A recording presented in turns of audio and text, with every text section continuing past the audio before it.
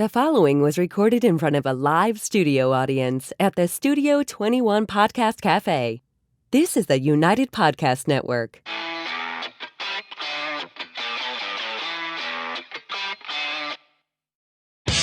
Welcome to Tell Us Why, a podcast for the financial freedom community. If you're looking to succeed in your quest for financial freedom, make sure you join us every week as we, along with our guests, discuss different stories of success, how they were achieved, and how you can do the same. And of course, we ask them to tell us why. Here are your hosts, Jack and Mike. Welcome to the Tell Us Why podcast. I'm your host, Jack Dalrymple. Here alongside my co-host. I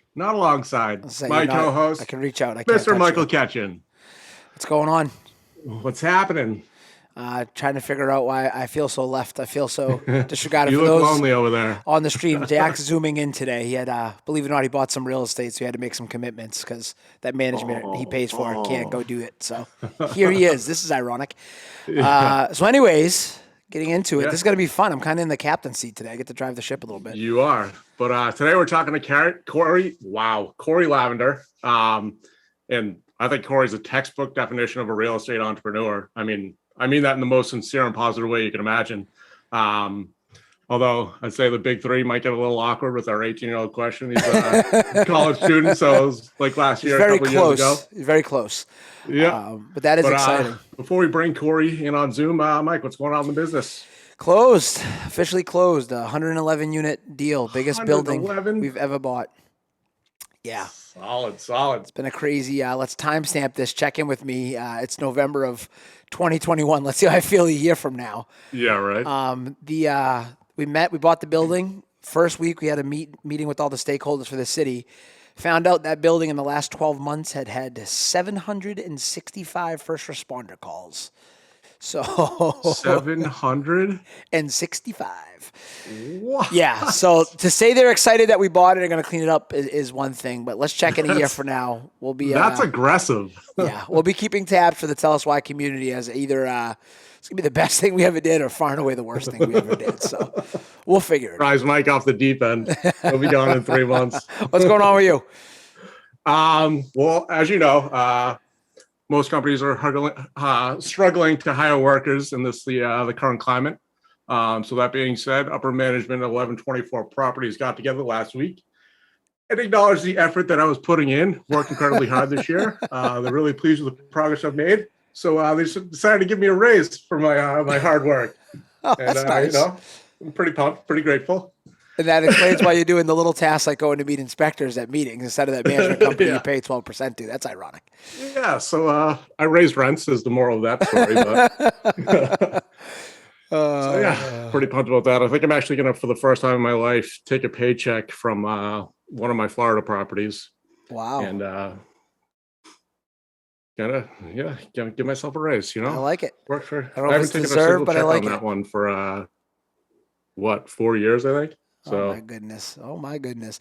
Well, that's exciting, but even better is the guest we have on today. But before we hear from him, we got to hear from Keith. Let's go. Are you sick of being treated like just another number by large insurance companies? Do you want a more personalized experience with somebody that you can trust? With Keith Monteith, that's exactly what you'll get. Keith is an experienced professional who can design an insurance plan tailored to fit your specific needs. With access to over 30 insurance carriers, Keith is able to shop numerous markets to find a price that works for you.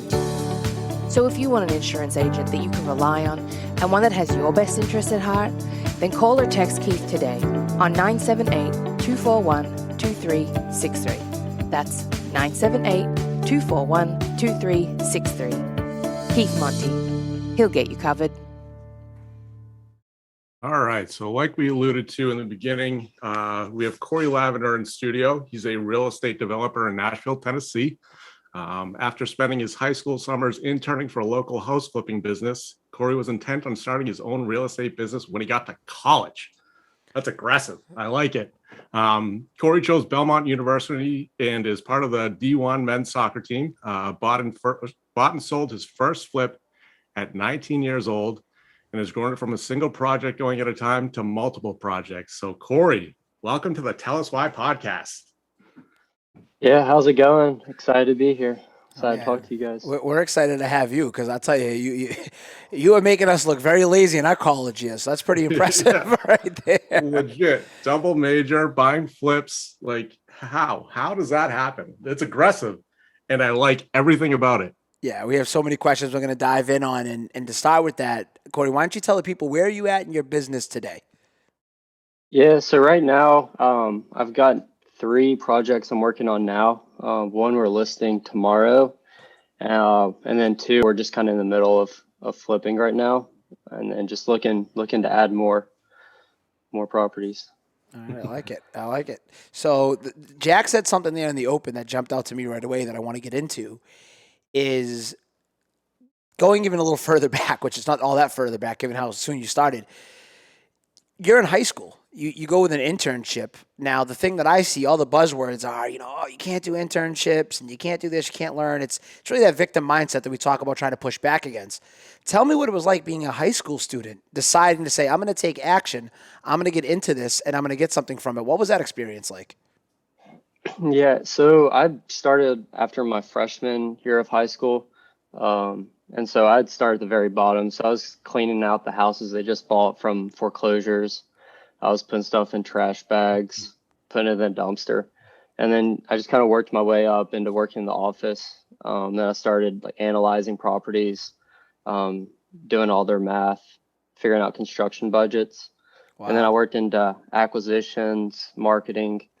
And then I kind of got more in the financial part my senior year of high school. Mm-hmm. And so just like after those 4 years, I kind of knew how to do it all. And I'd say the big thing is the company I worked for is Nugan Houses, and they're a franchise model. Gotcha. And so the 4 years I was there, they were developing the franchise model. And so a lot of the time I spent my senior year was actually building training for the franchisees that they were going to use that I'd learned through my 4 years there. So I was basically teaching people how to flip the year I was like starting my own business. Wow. That's that makes crazy. sense. That's really impressive. I wish I did something like that when I was in high school. Like I was washing dishes and serving ice cream, I think. Like I didn't do anything that was that prepared me for the future other than teaching me how to get to a job on time. Like that's aggressive. That's thoroughly impressed. And like I said, it's, you're already thinking in systems, you're going into the training, and now, back to kind of where you're at in your own business now, you're out in your own. If you're not in the real estate space, the thing that people might not realize is capital is the name of the game, right? And even the way we deploy capital, what has that been like around raising capital, working with lenders, doing stuff, given your age and given, I don't want to say lack of experience because you had the 4 years throughout high school, but it's just such an unconventional path.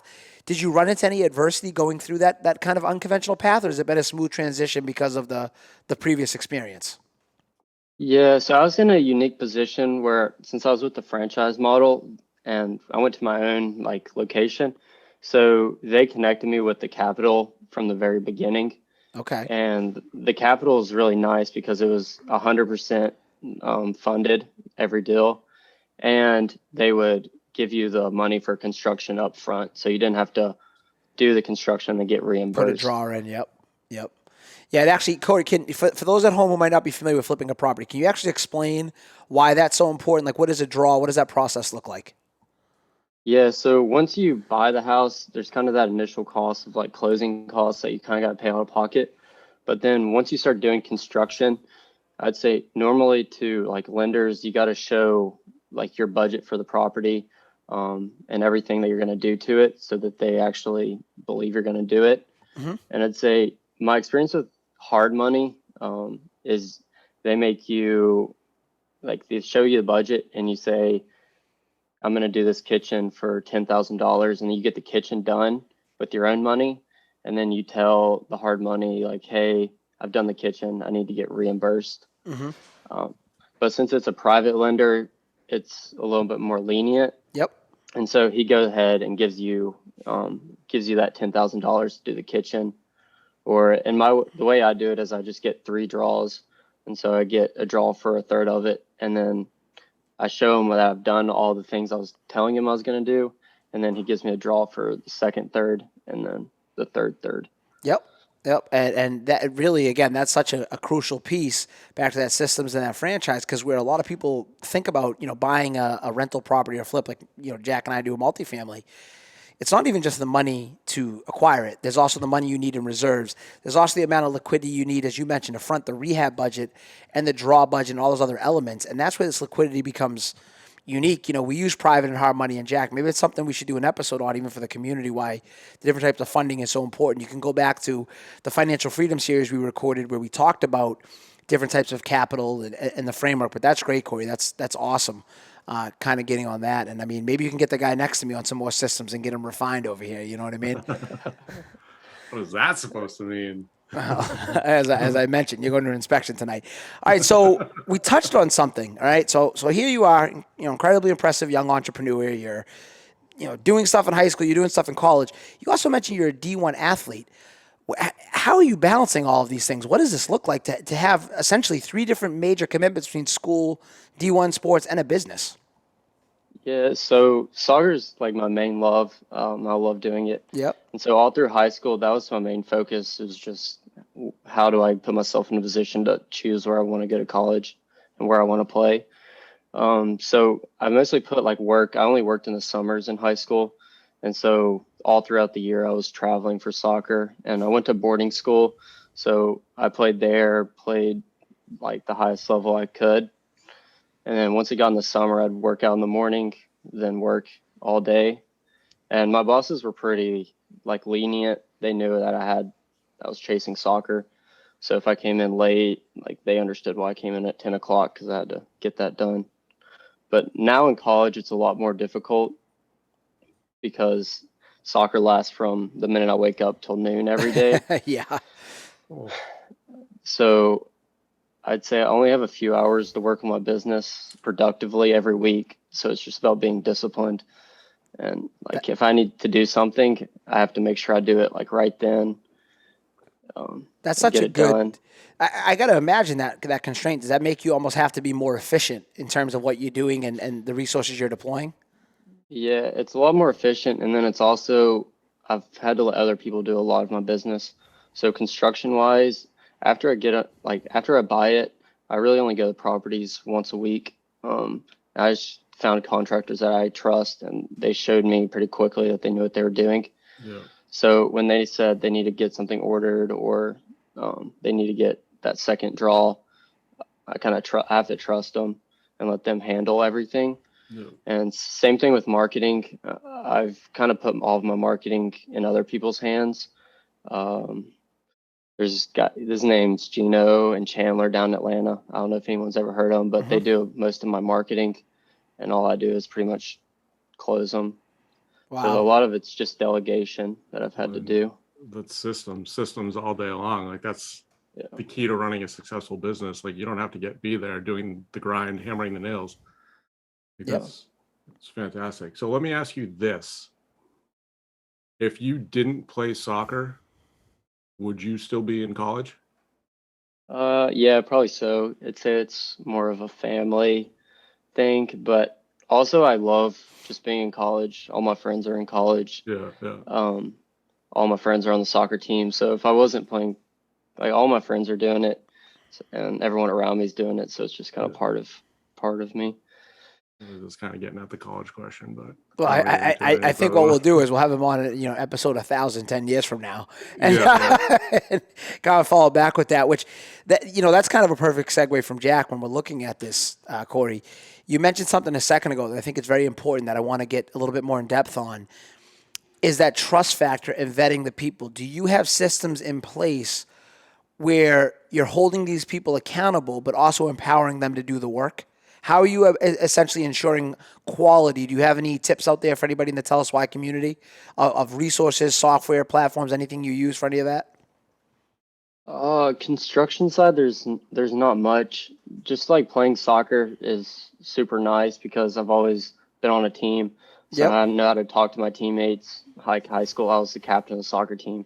So there's experience there. And my contractor actually played D1 soccer.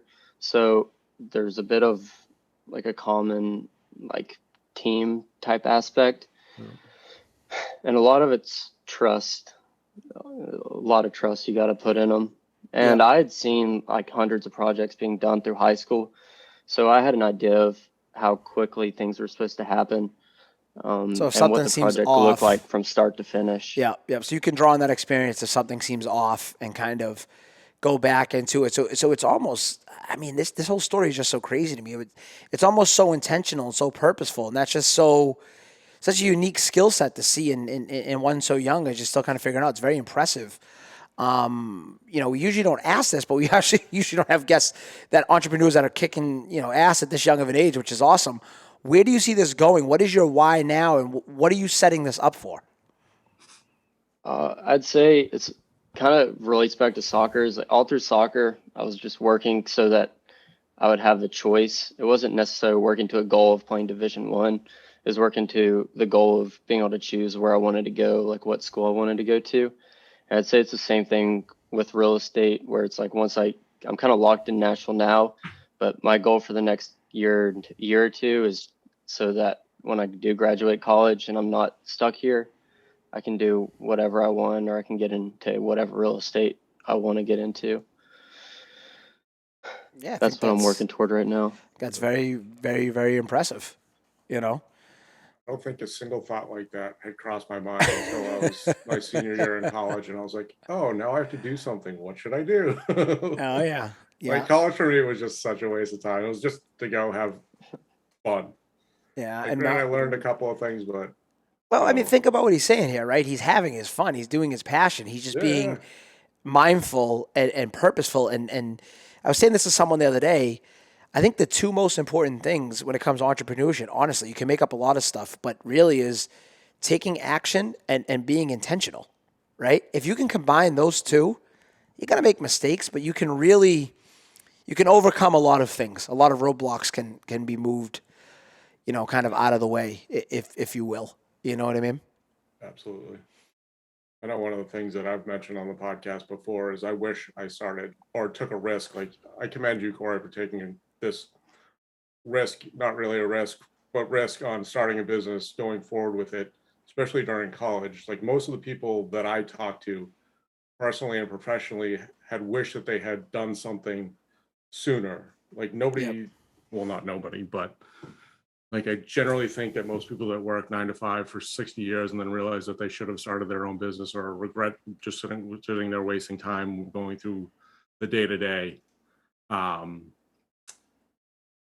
They always say that they wish they either started investing earlier or started a business earlier, and you're doing that. So I can't wait to see where this goes. He's post-soccer, post-college. Yeah. Like, I really, like 10 years from now, we have to see where this has gone. Like, I'm just blowing up. And like, one of the other things that I think is like development. There's a housing shortage nationwide. So the niche that you're in right now is fantastic and poised for tremendous growth over the next decade, 20 years.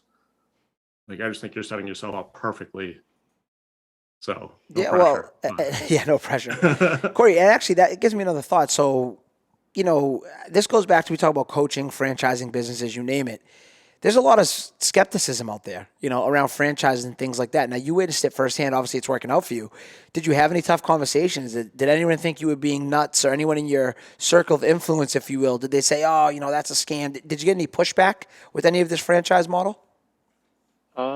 No, not at all. And I honestly think it's great. So their franchise, like, they're not trying to find, I guess, me. Like, I typically not together looking for someone that's just like a raging entrepreneur.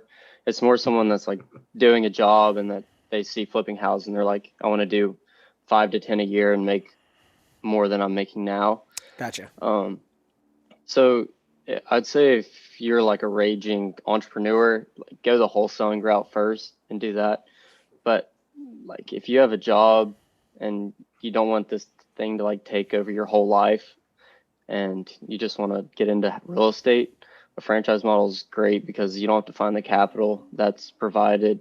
Like, the construction knowledge is provided. Like, everything's there ready to go.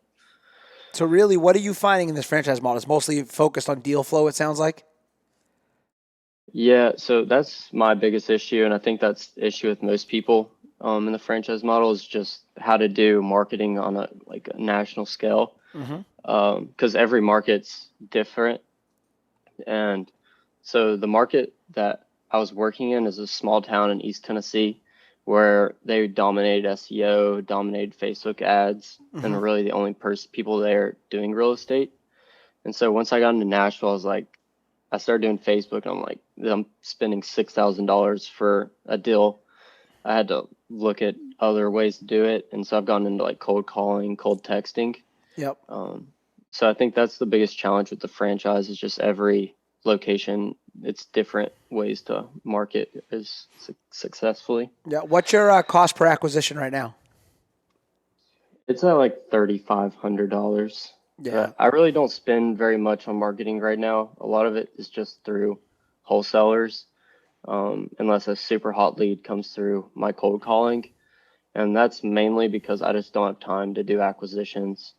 And so the first 6 months of the year, I was spending a bunch on marketing, and deals were falling through the cracks, and my time, my system required too much of my time in order to be successul. Gotcha. Good. All right, Jack, I think we have a pretty good listener question for him, correct? No, we don't. I thought we had that on there. I thought that was what I saw on there. Let's move on to the addicted to problem solving. That's what it was. That's what I was looking for. I apologize. We don't have a listener question this week because I didn't ask anyone. All right. Yeah. Because of me. Yep. So moving on to the addicted to problem solving. So what book or resource would you recommend to our listeners? Yeah, so I listen a bunch to the Millionaire Mindsets podcast. And a lot of it's just entrepreneurs kind of in their own sector, own niche. A lot of it's real estate, but they have other people come in, and it's just super motivating because everyone in there kind of is like-minded to me and wants to grow their business. Yeah. And it seems like everyone that comes in there is also backed by other people and not just throwing numbers out there without any credibility. And what was that again? The Millionaire Mindset? Yeah, Millionaire Mindset. Okay, is that a website, or I'm not familiar with that one? That resource to check it out. It's a podcast. I listen to it on Spotify. I think you had mentioned it when I spoke to you, a month ago, and I listened to it, and it is actually a really good podcast. Millionaire Mindset. Awesome. I have to check that one out for sure. I would recommend it too. I mean, I only listened to a couple at that time, and I forgot about it until we were talking yesterday. But I got to start listening to that one too. I like that a lot. I like it. I think the mindset is just so important. When you change that mindset, everything after that downstream changes as well. Yeah, that's awesome. That's very good. Oh, you ready to put him on the hot seat there, Jack? Oh, it's time. All right. So, Corey, we're going to ask you the big three. We ask these same questions to everybody. But before we do that, we got to hear who the big three is brought to us by. Big Three segment, brought to you by QS Private Lending. Are you looking to finance your next deal quickly and reliably with less hassle and paperwork? QS Private Lending is one of the oldest and largest hard money lenders to real estate investors in New Hampshire, Massachusetts, and Rhode Island. Our quick and simple short-term loans require no appraisals and have enabled hundreds of builders and investors to profitably acquire and renovate thousands of residential and commercial properties. To experience the QS difference for yourself, call or text Luke Conroy today at 315-323-0250. That's 315-323-0250. QS Private Lending. All right, Corey. These are the three questions we ask every guest every week. Shut up, Mike. Corey, as you know, Jack really struggles to speak as a podcast host, which is an odd technique that he has. So we're going to keep going. So, Corey, in your opinion, is college worth it? Yeah, I think college is worth it. I mentioned it earlier, but I love being in college. There's always something to do, and I'm always wanting to do something. I can't have any downtime. So there's always people around me that want to go to soccer games here in the city, go to concerts, whatnot. The other thing is just being in college, it's allowed me to kind of have the freedom where I don't have to worry about housing or food very much. And I can just focus on making my business profitable rather than having to live off my business. So it's kind of like this like golden time where I don't have too many responsibilities. You know what I think is great Yep. about that answer before we move on is it's always good to get different perspectives, right? So we're all like down the entrepreneur rabbit hole, like we got to go, go, go. Now you got someone saying, listen, I like it. I'm pumping my business, but I am enjoying my time as well. And that really is what we talk about, time freedom, making life decisions. And he does, again, just so purposeful, which is great, which then kind of leads, ironically, to the next question, which is not too far ago. If you could go back, what is one piece of actionable advice you give to your 18-year-old self? Yeah, so 18-year-old, I just committed to Belmont. And so honestly, I think the biggest thing was maybe just start a few months earlier, like get the ball rolling, buy a house a few months earlier. Mm-hmm. I'd say that's the biggest thing, is just getting started a few months earlier. Tremendous. All right. Now, on the other end of the spectrum, what is one thing you would want your 90-year-old self to say to you? Yeah, honestly, I hope he's just like super funny and like, relaxed. What a great answer. Yeah, I don't want him to like be like super thankful about stuff, but I just want him to like be healthy and, just thank me for like taking care of myself, because I just hope he's, happy and fit. That's awesome. I like it. That's a great answer. Corey, where can people learn more about you on social media, find you, get some more info on what you're doing? Yeah, so the best place is follow my Instagram, which is Flipping Nash.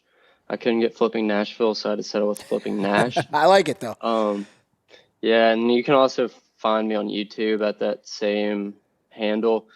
I've put some videos there, and I just did a series like documenting a flip from the beginning to the end, which is pretty neat, and you can kind of hear more about my daily life. That'd be awesome. Maybe if you want, throw that in the Tell Us Why Facebook community group. We'd love to have people kind of check that out and get your experience. That'd be unbelievable.